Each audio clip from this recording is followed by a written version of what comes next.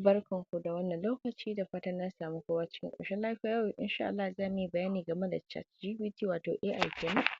Abu na farko da kuke buƙata shi ne za ku je ku ɗauko ChatGPT me yake da suna a Play Store.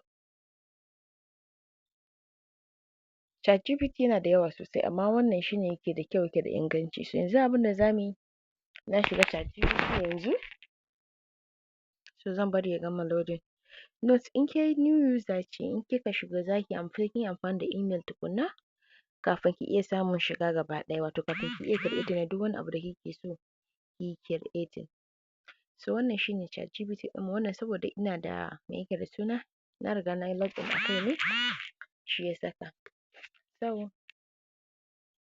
what can I help you with? Za ki iya creating na image, za ki iya yin abubuwa da dama da ChatGPT. Kina neman shawara ne, kina so ki fara business ne, kina tunanin business ɗin da za ki fara, kina so ki ga yanda za ki dinga posting a TikTok ne, kina so ki gane marketing strategy ne, abubuwa da yawa niche ɗinki da komai da komai duk za ki yi amfani da wannan ChatGPT ɗin nan ki yi sa. To yanzu ina ta tunani ko mu fara yin editing na hoto, bari mu gani ko za mu fara editing na hoto mu gani. Za mu fara editing na hoto.